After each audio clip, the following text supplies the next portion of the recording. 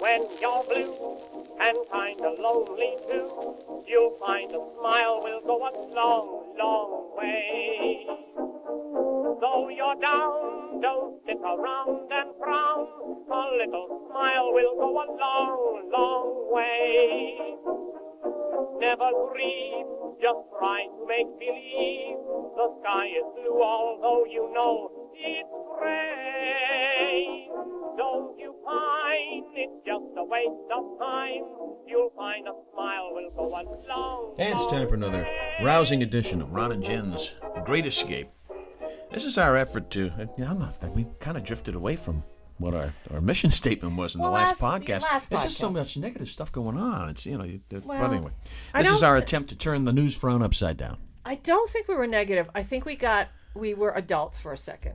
That's good. Yeah, and sometimes it happens. You know? Let's not be adults on this one. That's Schmuck, fine. schmuck. Yeah, mostly. I mean, there's none. Okay.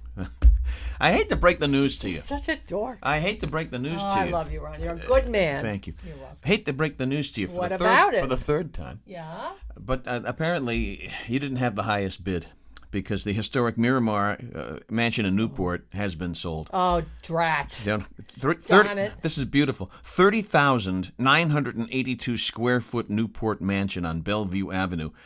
It's called a single family house. Shut up. Yes. It sold for $17.5 million. Yeah. Anybody famous buy it? It was last sold in 2006 for that amount of money. Yeah. All right? Yeah. So that was the highest price ever paid for a single-family home in the city of Newport, apparently. But I don't know what this other person paid, the most recent buyer. I can't seem to find it anywhere. Who bought it? Somebody interesting, like Angelina Jolie. She's going to move all 30 of her kids in there. It doesn't really say. Sandra Bullock. And we love her. Taylor Swift, perhaps. Taylor Swift. Maybe this is like her summer jaunt from Jay Westerly. Leno's there. Jay Leno's in Newport. Judge Judy's there. Judge Judy's in Newport, really? Oh, yeah. Taylor Swift, she's got this. Judge Judy was making, she's still on, $25 million. She's the highest paid reality television personality. 25. Who watches Judge Judy? It's the same thing. It's like Maury. You are not the baby's father. Right. It's basically the same thing. It's the same show every day. She's castigating the people there. Slinging misery. Slinging misery. She talks down to them. She's maternal at times, and then the show's over.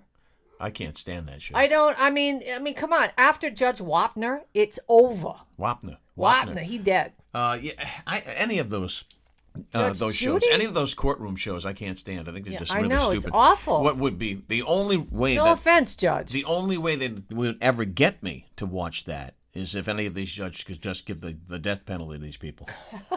Because a lot of people are deserving of being on death row if they're on those shows. I don't support the death penalty. Okay. I don't. I think letting someone rot in prison for the rest of their life is far worse. That's firmly tongue-in-cheek, and yes, you know it. I know. By the way, I do enjoy. See, we say that we don't like these kind of shows. No, I don't like those shows. Caught in Providence. Come on. He's great. Come on. I've watched that because he's funny. A little culty thing. What? Yeah, wait. What's his name? Caprio. Yeah, there you go. I lost it for a minute. Yeah, no, he's great, you know? If you enjoy that stuff, I don't enjoy it. I used to think he was married to Marianne Sorrentino. No. I did. I thought for many years, about 10 years, I thought they were husband and wife. Okay. Yeah, I don't know. I thought, okay, that must be an interesting cocktail party. Did you say Jay Leno? I sure did. Jay Leno's revealing. revealing. See how he pivots away from that one? Yeah. Revealing that he's evolved his comedy over the years. Oh, he has. And he shared on his latest episode of People Every Day. He's got a podcast, People Every Day. That's how a he's great learned that some topics that used to be considered funny are no laughing matter That's today. right. Well, that makes sense, Sure. you know. But the big question is, the whole woke movement, is it ruining comedy?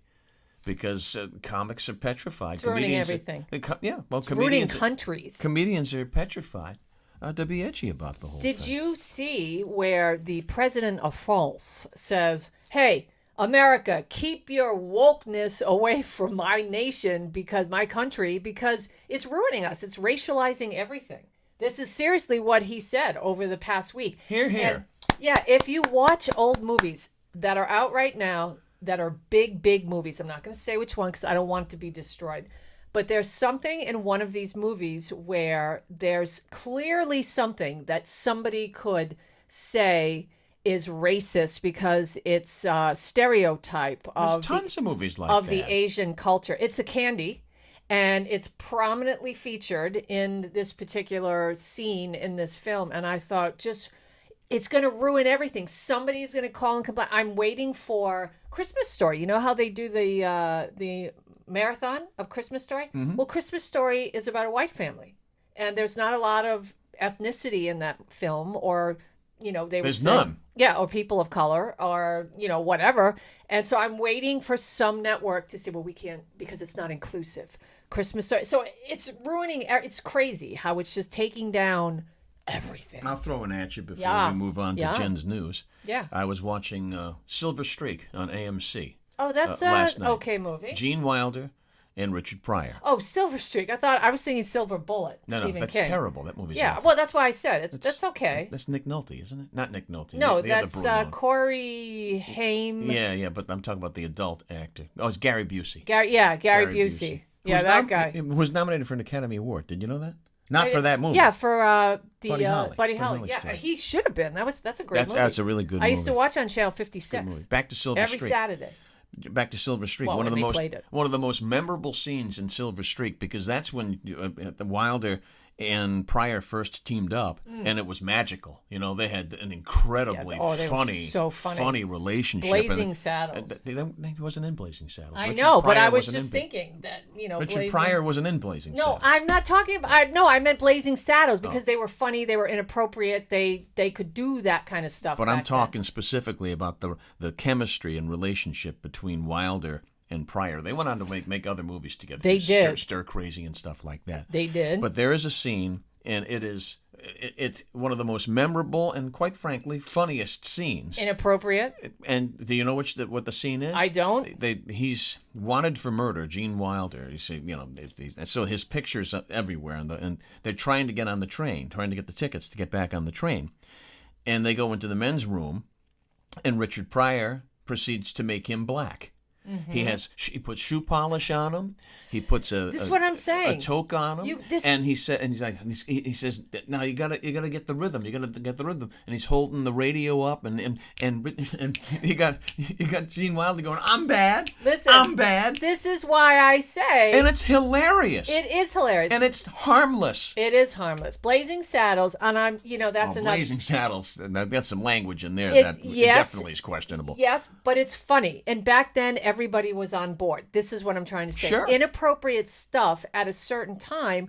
I don't know if we were all adults or if we were all, and I had this conversation with a neighbor a few weeks ago, were we all desensitized to feel all of the aggression and microaggression and the racial overtones and undertones, or were we just sort of chill and all of us collectively saying, come on, that's funny. I mean, just the same as White Chicks is funny, or Don No Soul Simpson in Amazon Women on the Moon. I mean, this stuff is just stupid. In Blazing Saddles, the lead actor who plays opposite Gene Wilder is Cleavon Little. Yeah. And good actor, Broadway actor, and he's in a bunch of comedies. Do you think for a ticking second, if he was completely and horribly offended by that script, do you think he would have taken the role? No, absolutely not. Of course not. So he was very successful at the time. Yeah. It's not sort of like, I'm going to take this in because this, even though I'm offended by it, it's my breakthrough moment. Right. He had already broken through. He was a proven stage and screen actor. He had no problem with it. So if you were hanging out with my neighbor and myself and we were going back and forth about this, how did we evolve into literally you cannot fart without somebody saying, well, I'm racially offended. You farted in the direction of that African American's family home. Therefore, you're racist, and that was a microaggression. I have no idea how we got to this. How did we get here? How we got to these extremes?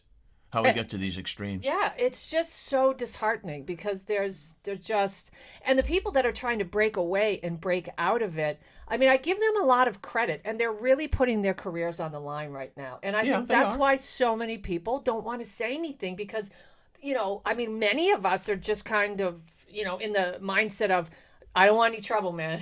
All I want to do is live my life, Sure. get through this pandemic, find a way to pay my bills, have peace in my heart and my mind. Just, I don't want any trouble. But that comes with consequences, too. So these people that are sticking their necks out and are saying, nothing's funny, you can't be funny. Somebody else did that. Chris Rock actually was saying that. Chris Rock said it. Yeah, he said, I'm really lamenting this whole woke culture thing because it's just the demise of what he does, on stage. Oh, sure, sure. Seinfeld long ago said, you're just destroying comedy. You're not letting people be funny. And, great comedians are edgy comedians. They push the envelope. And those are the memorable comedians in my book. But I never found Leno funny anyway. Did you? No, I was not a Jay Leno fan. No. I mean, I kind of, when he took over, it was the kind of thing, it took me a while, and then it was safe enough. I was never truly offended. I wasn't, it was just a safe place to go if you were still awake late at night. Well, here's one for you. You know what I'm saying? It wasn't like Joy Reid's show or something where you just got to brace yourself because there's something ugly coming. Well, that's because he was on mainstream NBC. Like, wow, but really? Did you just say that, Joy? But he was a stand-up comedian long before that. And I never found a stand-up all that good either. Here's one for you. Do you think during the O.J. Simpson trial he had the dancing Itos? Remember that, Judge Ito? Yes, Do you think they'd get away with that now? Yeah, no. I don't. No. I mean, we were talking about also Friends amongst my peers the other night, and I said, they finally introduced a African American woman to go out with I can't remember his name. One of the characters. Joey. No, not Joey. No, not Chandler. There's only one left. Yeah. Ross, there it is. Yeah, I forgot his name. Yeah, so Ross was dating, I think, somebody that he worked with, but other than that, I mean, there's no ethnicity on that show. None. It is. I mean, it's not get away with it. They couldn't. I mean, even I was talking to somebody else about the Scooby-Doo because they usually have Scoobtober, and someone said, well, I'm not surprised they're not running it on Boomerang right now because that's an all-white group of kids. That's not inclusive. And I didn't even think of that because my thing was, where's Scoobtober? I mean, I love Scooby-Doo 24 hours a day. I said, what? It's a cartoon. You know what premiered in 1960? And the anniversary was last week? What's that? The Flintstones.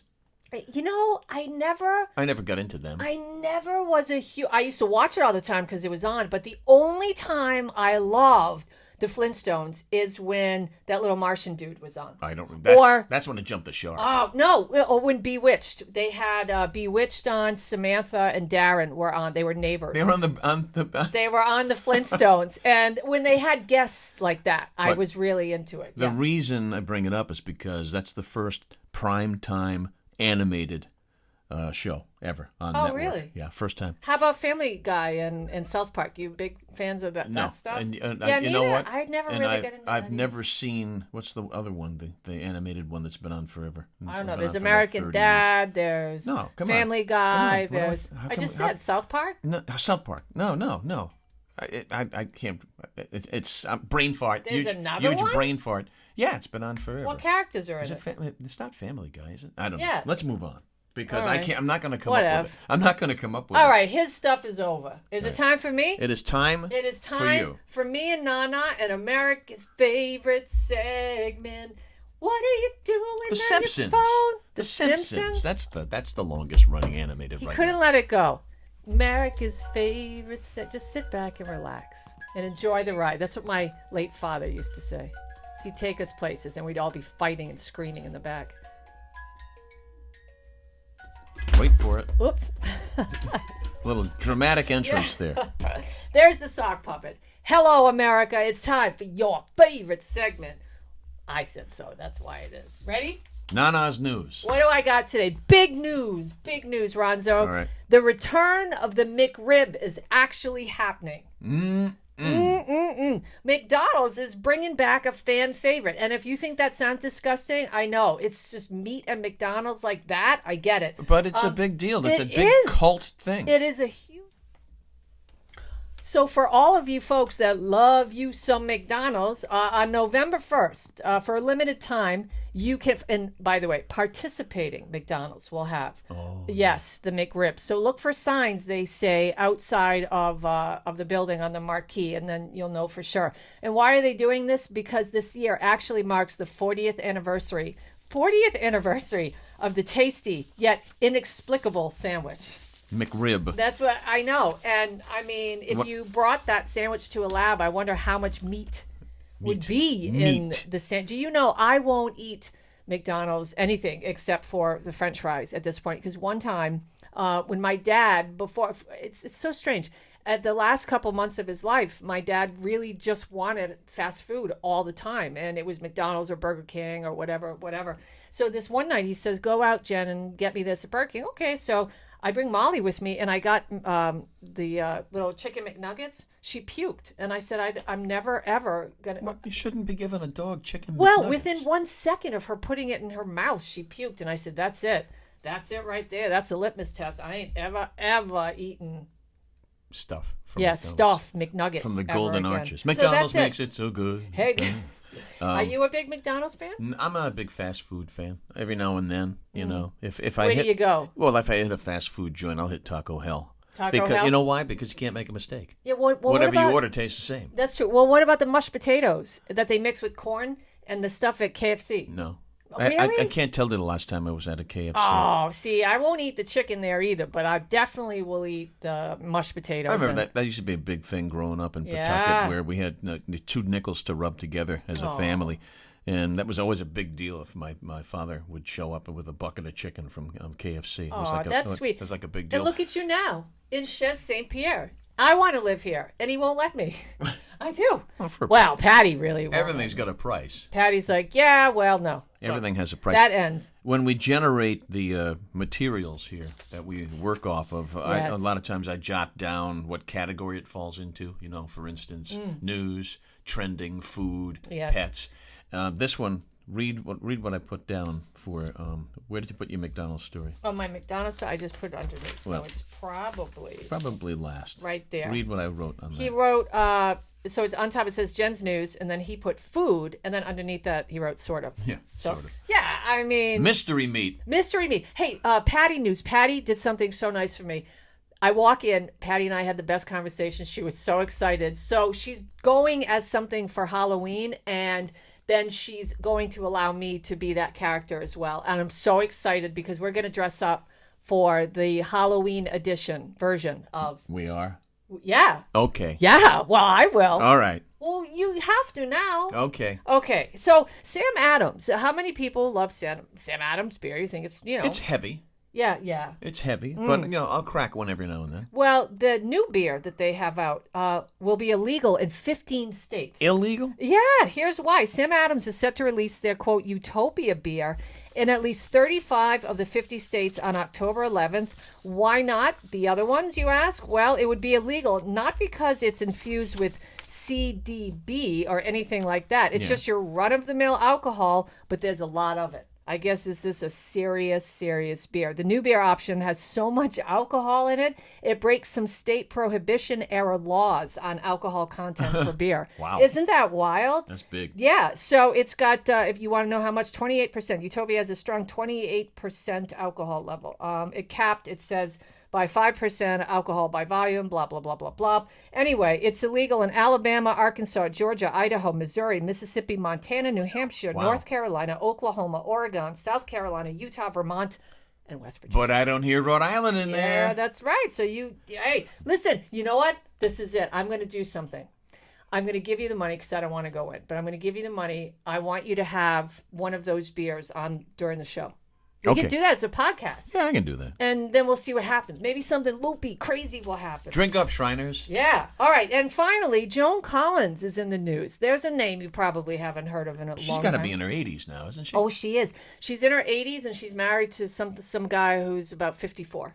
Yeah. Really? Oh, yeah. She was married total to cougar. an actor-singer years and years ago, Anthony Newley. Remember that name? I don't. He was a legendary alcoholic. Oh, was he? Anthony Newley. Legendary. Yeah. Wow, poor thing. Anyway, I hope he made it out. I don't mean to steal your thunder. No, that's all right. She's a dame who doesn't give a damn, Ron. And what does she say? I didn't say dame. You said it. Yeah, Joan Collins is all upset about the Kardashians. Why? She says she just thinks that they're awful for this generation. They are. They're awful for TV. She's right. They're awful for the industry. She's that right. They provide no value to our culture whatsoever. I'm becoming a big Joan Collins fan. Right. And in the end, so one of the last lines, by the way, she's a member.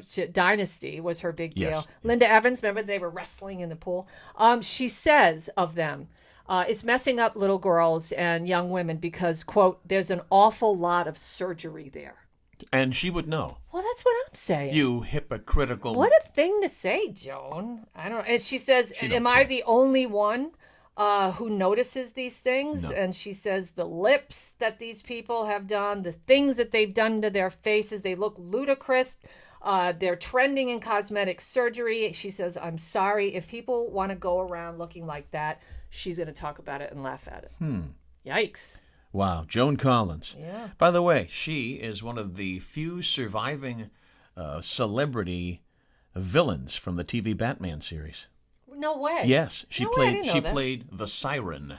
Oh. And she was one of the villains. She played the Siren. I can't be stumped on any TV Batman No, villain. I remember doing something with you on when we were on WPRO. We did something for a couple. It was WHJJ. Whatever. WHJJ. And I remember same thing. Mike. Mike was our producer. God rest Mike. Oh. And I know. remember God rest. he's like he couldn't believe it. He couldn't believe it because he thought I was. But God is my witness. We're sitting there in the studio. You're next to me. I didn't look at the internet, did I? No.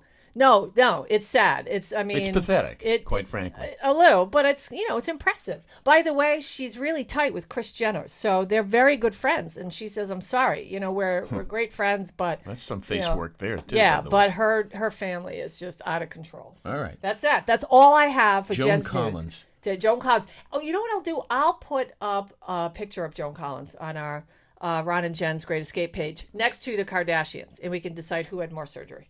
Okay, what was the other primetime soap opera that was on that had Joan Van Ark? Knots Landing. Knots Landing. Talk about bad she looks plastic crazy. surgery. She looks like she's from another. She looks like She she's does. from the Twilight Zone. Yeah, I think she had a bad facelift.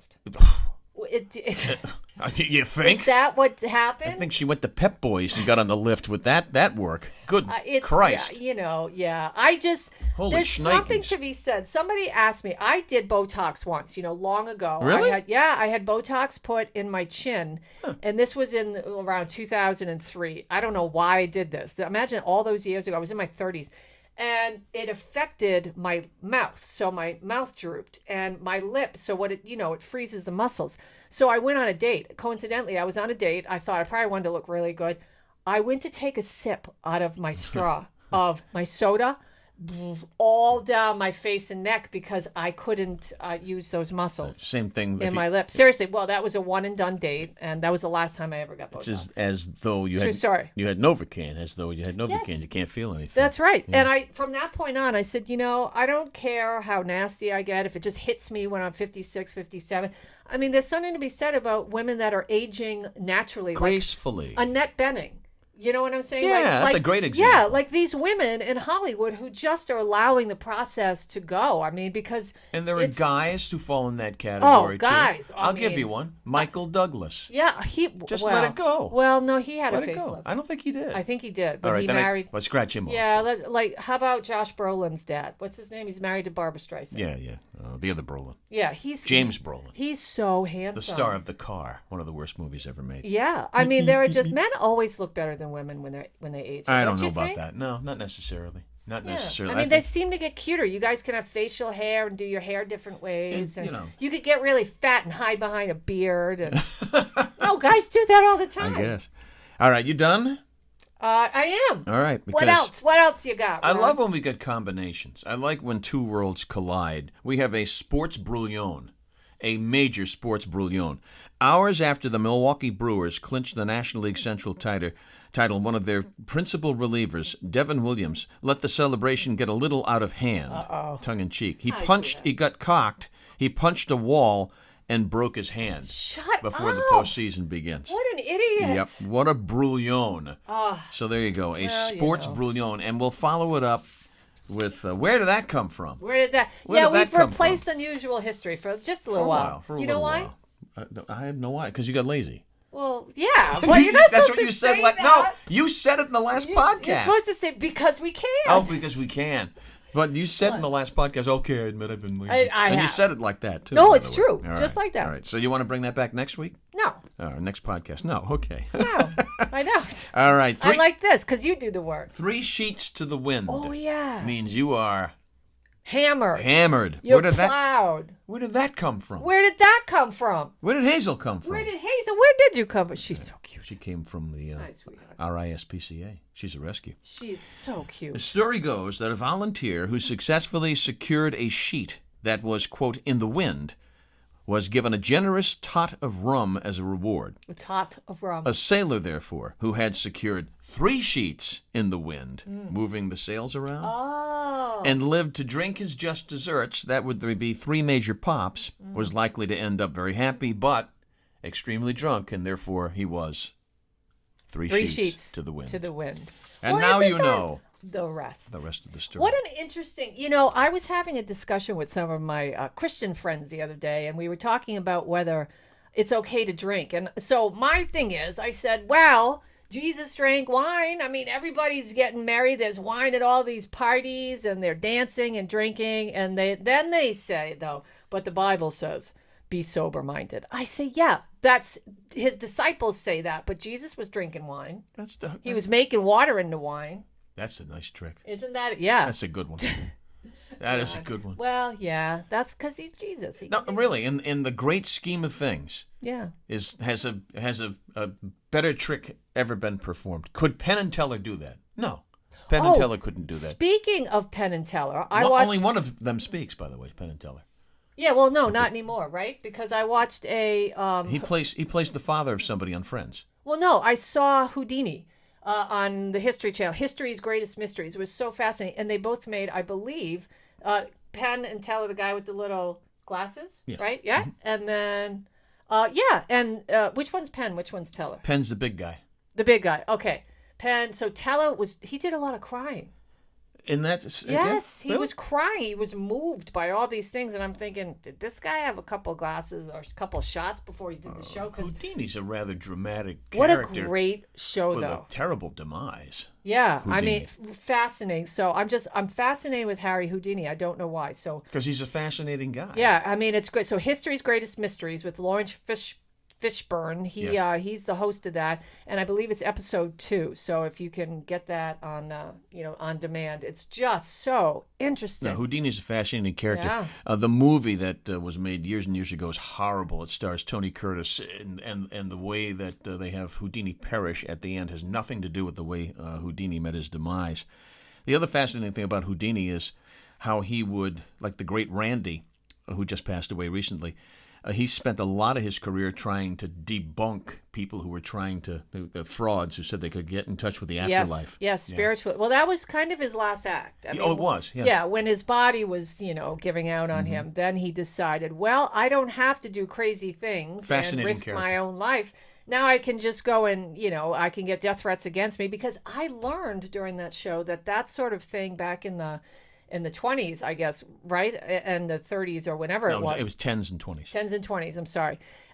They were very serious about it. And they said it was almost mafia-like. The way that they had these little groups in these states. And they were very sick, death threats. They would kill people because it took money out of their pockets. Yep, absolutely. Yeah, so that was no joke. He's a fascinating character, and there are several books written about him, too, in addition to From Jesus to Houdini. Yep, good stuff.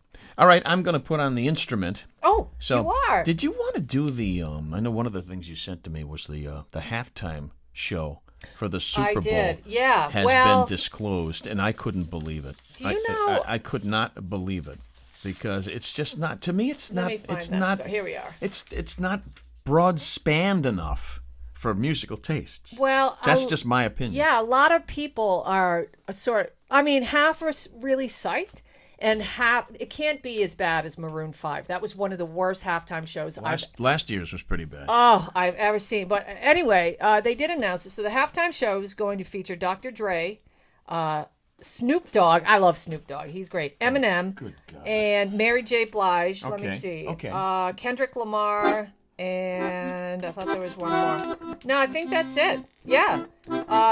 Jay-Z and Rock Nation, the NFL and Pepsi are bringing this to you. And I guess, Eminem is going to be representing a group of people, as are the other people. And so that's that. There has never been a country artist performing at halftime. No. Yeah. That can't be true. Are you sure? I'll have to look that up. Well, anyway, the Super Bowl goes down on February 13th in 2022. And, that's going to air on NBC. So it's good. The first time in 30 years, by the way, that the Super Bowl is being held in Los Angeles. Really? Yeah. Yeah, So- at the Rams Stadium. The Rams are so good. They are good. They look like they're contenders. I mean, That was a great trade for Stafford. Stafford was say. being wasted in Detroit. I'm really interested in this team. They're exciting and fun to watch. They are fun to watch, and they made the right trade Yeah. getting rid of Goff. I love that team. Because Goff was not going to bring them to the promised land. Nope. This guy actually could. So I take it back to the halftime show. Yeah. I take it that Mickey Rooney, Carol Channing, and Up With People weren't available. No, now somebody asked me that. They sent us an email. Did Up With People, because after I think 3 times Up With People. yeah, I had posted this on my Facebook page, and then page, and I said I think Up With People did the before halftime show, or did they actually do the halftime they did show? halftime show Oh. on several occasions. Wow. But since Up With- since record companies got involved and figured it out that there's has a big cash value to it, that's when all these things started. I'm going to say something, and it's semi-controversial. So All right, last forgive me. thought. Yeah, last thought. Honestly, if you want to see a terrific halftime show, and I can't believe this is coming out of my mouth, when Madonna did the halftime show, It was good. It was phenomenal. And it wasn't because she's such a brilliant artist. It was because of everything she had going on Yeah, it was all good. around her. It was good. insane. I have to admit it. Well choreographed. Not a big fan of hers. Not at all. But it was good. Yeah, I got to say. That's it. That's it. Be safe. All right, bye, everybody. See you next time. You'll find a smile will go a long, long way.